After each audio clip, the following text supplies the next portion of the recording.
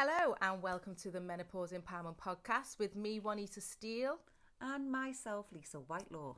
So today, ladies, we are going to be discussing my journey and why I have been surgically put into menopause, and kind of just to let you know what my experience of it was, and just something that you can use to look for signs, or you may find that you're having certain symptoms of what I'm going to speak about in this podcast.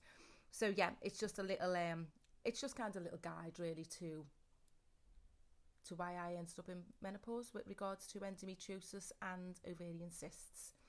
So I'm going to start at the beginning and just go through my story. So sit back, get a cuppa and enjoy. So when I was 39, I was getting assessed for mid-cycle bleeds. Now, when I say a bleed, it was kind of spot on. It wasn't necessarily a bleed, and it was very, very delicate. It wasn't not undramatic. So I was getting assessed by the Women's Hospital in Liverpool for that. And that must have been in about the January, I'm going to say, January 2015. And it was a situation whereby I was kind of not a bit put out with it. I just thought, this is one of those things. It could be anything. And then as the year was rolling on, I wasn't getting any more feedback from the doctors or the hospital.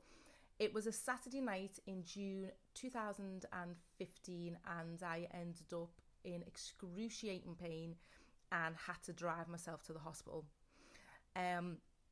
It was horrendous. Ended up in the local hospital and was being assessed. Now, strangely, because it was a Saturday night, there was no doctors on duty, so I wasn't really assessed adequately. So I was saying this is definitely gynaecological because it was on my left ovary. So my left ovary felt like it was protruding out of my pelvic area. I could feel the inflammation. The pain was like it was like a hot poker, and I just felt like I was being stabbed into my my ovary area, fallopian tube area, and yeah. Was in the hospital overnight. I was on all sorts of medication. So they had me on morphine, that it just was not taking the pain away. I was writhing around the bed. I mean, I've got a good pain threshold, but this was on another level.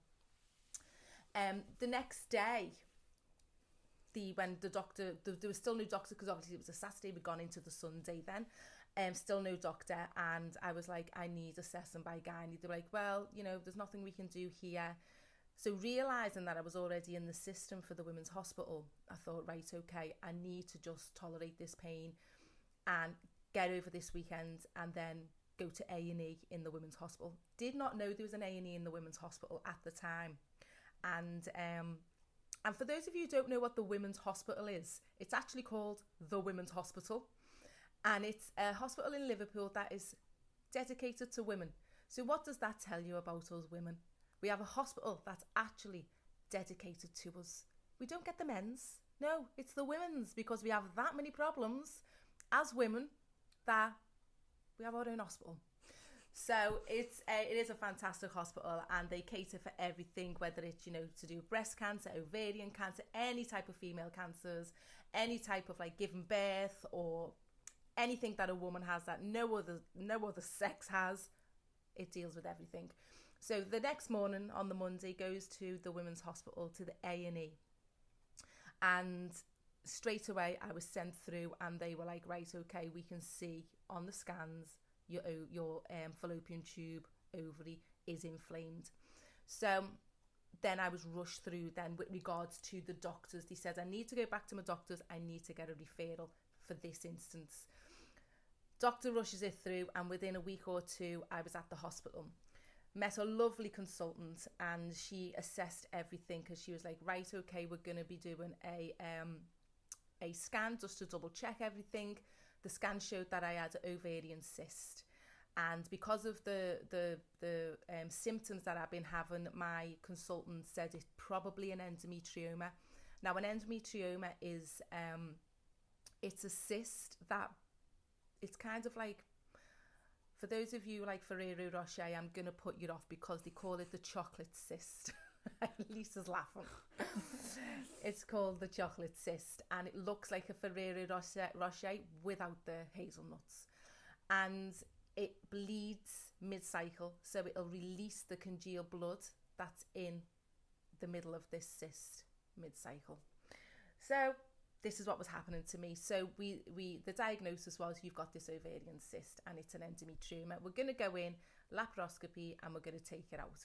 I was like, okay, brilliant, thinking, yeah, this is all going to be cool. The end of my journey of pain in this tube. So the time comes, gets ready, gets gowned, going down for the laparoscopy. Absolutely fine. Sees my consultant and she was like, right, okay, this will only take maybe an hour or so maximum. We're going to take it in. I'm just letting you know that we may have to take the fallopian tube out, you know, if it's in a position where we can't actually just take the cyst off. I was like, that's absolutely fine. Goes down, obviously, don't know what happens, comes round 2 hours later, and I'm like, right, okay, this is it. Back to life, back to exercise, and back to doing my own thing. And the consultant comes round again and she's like, okay, Mrs. Steele, unfortunately we couldn't remove the cyst because you are absolutely covered in endometriosis. So endometriosis had literally took over the whole of my reproduction system. So endometriosis is basically the lining of your womb, the endometrial lining. It starts to grow in other places. Now, from what I recall about endometriosis, because I had a friend who had it years ago when we were kids, I expected it just to be like this lining of the womb and it just placed itself and it grew. Well, no, it's spores. So it's little tiny bits like can snap off and move around the bloodstream. So it goes with the bloodstream as well. So it just lands somewhere, it grows. Lands somewhere, it grows. It doesn't just stay in one area. So it covers the whole of your reproduction system, and Yeah. I didn't see any of that on a scan. On a scan, not at all. The whole of my, so for instance, my vagina was attached to my bowel. It was on my spleen. It was on my liver. It was, my ovaries were just encased. The whole of my womb was just like glued together. Everything. I didn't have pain. I didn't have anything. And the interesting thing was at this point now where it was like, it wasn't just one consultant, because the bowel was attached to the vagina. You've got like this cavity which they call it's something valley, and it's the space between, it's like a little groove. Well, that was just full of just congealed blood and everything. Oh, So that's where the goodness. bowel sits, at the back of the vagina. And You that's must what have was the stuck. highest pain threshold. Oh, amazing pain threshold. Ovs. Flipping heck. Wow. So didn't know. However, because this specialist is like, well, I'm the ovarian specialist, I'm the one who deals with the cyst. Now we need the endometriosis specialist. Now we need the bowel specialist. So going from one specialist to now having 3 in the mix for this operation, it went from being something that was just a little bit of an issue. All of a sudden now it was this major Up. And it was Wow. going to be big, because there was 3 surgeons, and all 3 surgeons had to be available On the same at day. the same time on the same day. Oh, wow. So fast forward a little bit, just to kind of give you an idea of why this kind of, I want to highlight something, is when I go to see the bowel specialist at Broad Green Hospital, he said to me, have you had any symptoms in your stools and stuff like that? I was like, well, when I was 6 weeks pregnant, I had a sticky mucus when I was going the toilet. And the doctor was like, right, okay, and what happened? I said, well, I had a colonoscopy. They were looking for any damage or anything in the bowel and the colon, and there was absolutely nothing. And he said, right, okay, that could have been a sign. Now, this is 13 years, 14, no longer, 10 years prior. Yeah. He said that stickiness, that glue, he said, was probably endometrial that had penetrated into your bowel and you were passing it. Oh my He goodness. said, so this is chronic. You've had this for at least a decade. Wow. And I was like, wow, I would never have known that. But obviously the bowel guy who was looking for polyps, Yeah. Wasn't looking for that. piles, he was looking for a healthy bowel, could see a healthy bowel, but there was nothing to show. So I was like, wow, well, that makes sense. So this had gone on for years. So, going back to me finding out that everything was glued together, the choice was I could have a hysterectomy or I could have an ablation, which is a scrape, so everything removed. And in all honesty, my consultant was like, you're still going to have your ovaries, you're still going to be releasing the estrogen, because it's estrogen dominance. So it would grow when back. you're estrogen dominant, Yeah. you will keep having that endometrial build up. So that endometriosis will keep coming and keep coming and keep coming. So I was like, so if I have a hysterectomy, the ovaries will be gone. Will there be any more? And she was like, it'll reduce it massively. So I was like, right, okay, let's go for the hysterectomy. Plus, bearing in mind, everything was glued together. Yeah, so it wasn't like it was going to be an easy ablation. It was going to be major. Yeah. And it probably would have been open rather than keyhole. Scarring. A lot of scarring and a lot of long-term recovery as well. Yeah. So I was like, okay, let me speak to my husband. So spoke to my husband and we were like, we're not having any more children. By this point, I'm now 39. So 39, turning 40. I was like, right, okay, we're not having any more children. It was mentioned you will go into menopause, and I was like, well, no one even mentions menopause, so it's obviously not that much of a big deal, is it? Well, no, who talks about it? Yeah, well, no one did back then, did they? It's like getting your periods, isn't it? It's like, well, I got my periods, and then do you know what? I'll be on holiday with no periods. I won't be having, like, period pain. Yeah. You think of all the joyous things. Yeah. Anyway, went into that quite naively. So, has all these tests, all these new consultants now, because these are all in the mix, and all perfect. They were like, right, okay, we're going to be able to see it in 9 months. 9 months. 9 months of pain. Yeah, I was like, 9 months. They were like, yeah, but what we can do is we can give you this medication. It's a jab in your stomach or your butt, and it's called Prostrap free. So Prostrap is it's basically for men with prostate cancer. Oh wow. Yeah. So that's what it's designed for prostate issues. Yeah. But they give it to women to bring on menopausal symptoms as you're going in, because it stops the ovaries. So that's from like producing chemical menopause. Yeah. So they're giving me this injection, and you know me, holistic. Oh wow. By this point, the pain was like, oh, you've never experienced. I would have gave birth. Wow. Rather than had this pain.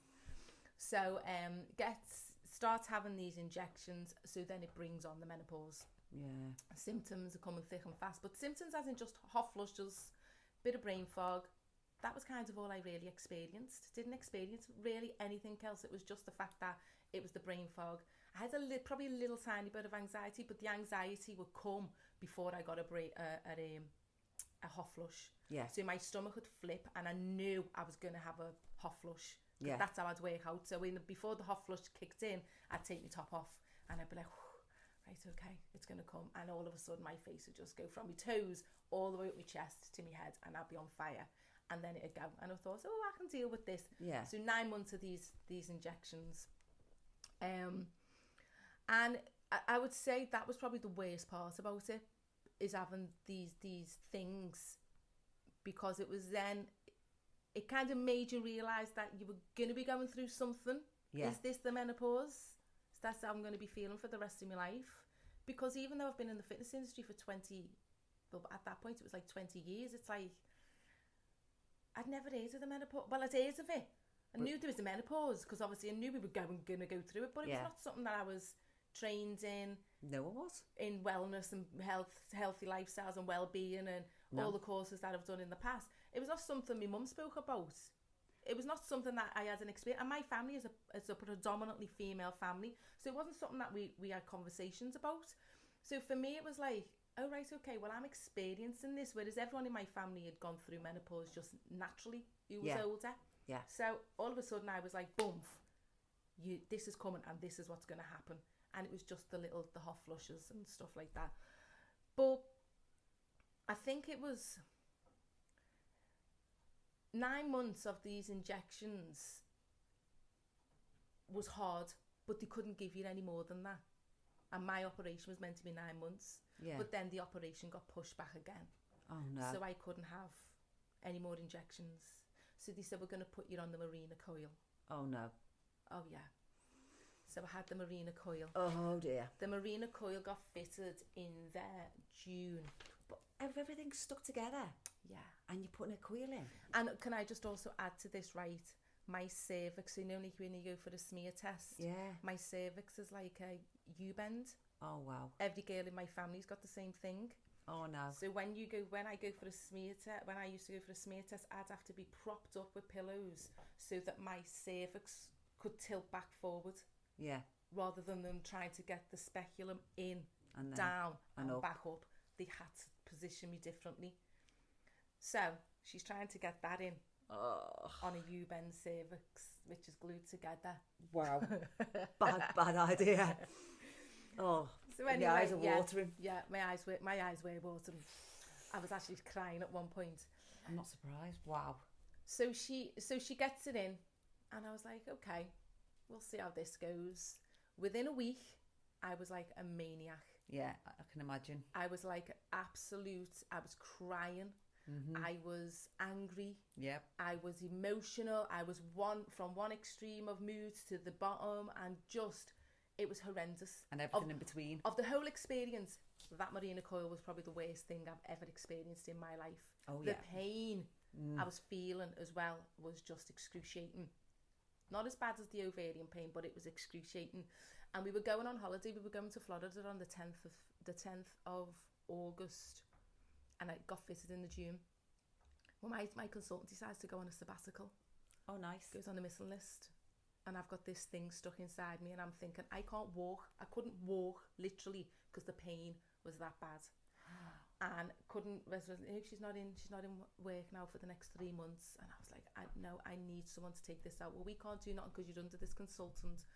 So anyway, I ends up Googling, goes on to Google, finds her email address, and emailed her directly. And I was sobbing on the email, just poured my heart out. I was like, I'm going on holiday, and Florida, it ain't cheap. No. So it was like I was going to have to send my husband and my son, because I couldn't have sat on a plane in that position for that length of time, because I couldn't sit down. I was sitting on a rubber ring because the pain was that bad. So anyway, she picks up the email and replies, well, I'd gone with my mum to do holiday shopping. Yeah. And as we're shopping around Liverpool, I remember being in one of the big department stores, and I never pick my phone up to like numbers I don't know, because it's normally someone trying to flog me something. Yeah. So picks up this call, and it was like, hi, Mrs. Steele, this is such a doctor from the Women's Hospital. We've had a call from your consultant, and she wants you to come in and get the coil removed. Can you come in tomorrow at 2:00? I was like, I will. Yes, no matter what's going on in my life, I'll be there. I will be there. Yeah. And honest, I was sobbing in the middle of Liverpool city centre with my mum. My mum thought someone had died. I was like, I'm getting the coil removed tomorrow. My mother was crying with me. So goes to the hospital, gets it removed. They left me for a little bit, but then because I'd had a rest from having the injections, they put me on the injections again, because it was just easier to keep, because they had to shrink the ovaries, they had to get rid of all the estrogen before they did the operation. So fast forward to the February 2017. Yeah, 2017. I'm booked in, I'm ready to go, I'm all sorted, and goes down, has this operation, what was meant to be a few hours, 3 hours I think they said. I went down at 7 a.m. No, went in at 7. I was the first one on the books. I went down at something like 7:45 or 7:45, and then came round at 3:00 in the afternoon. Wow. It was long. Everything was glued together, and it was like, well, just a prior warning, you may come out with a colostomy bag. Oh no. If the bowel's non-salvageable. My goodness. And I was like, that's fine, because I was at the point in my life where I was like, I'll come out with one leg. Yeah. If you just get you just get rid of this pain that I'm in. Yeah. And that was 6 years ago now. Yeah, just over 6 years ago. That's a bit of a journey, that, isn't it? It's a heck of a journey, but I think it's one that needs to be highlighted, because so many women are suffering from endometriosis. I didn't realise that it actually could spread outside of the womb. I always thought it was just like... Goes to your brain. I never knew it could move in the blood. I moves did not know everywhere. that. Yeah, moves absolutely everywhere. And they have to go in and basically get it as much as they can, but it's being fed by the estrogen. Yeah, estrogen feeds it, so it just keeps growing. Yeah, growing and growing like and growing. A weed. Well, that's what it is. It's a weed, it's a spore, it's something that just keeps growing all over the place. That is... But, you know, when you think about it, you're like, that endometrial lining is meant to hold an egg in it. Yeah. So it's cushioned, it's meant to grow. Yeah. It's meant to be sticky. Something that's protective. Yeah. But it just, once it gets out of that area, or once it starts to move around the body, it just doesn't stop. Keeps going and keep going and keep going. Wow. So it's a horrendous thing to suffer from. Yeah. But just like for the women who are listening who have never had that laparoscopy to see if it's endometriosis, you wouldn't know. No. Because they only saw a cyst on mine. And my consultant was shocked when she went in. She was like, went in and literally came back out and was like, I cannot do that. Because that wasn't her speciality. She's not the endometriosis specialist. No. She's the ovarian specialist. Yeah, it's very different, isn't it? It's completely different. Massive. And then the bowel specialist, because the bowel's only the lining of the bowel is only millimeters thick. Yeah. He was like, in order for me to get the vagina away from the bowel, that can be perforated. Well, obviously, yeah. And if we need to take that part of your bowel out, and if it's your rectum, you wear in a bag for the rest of your life.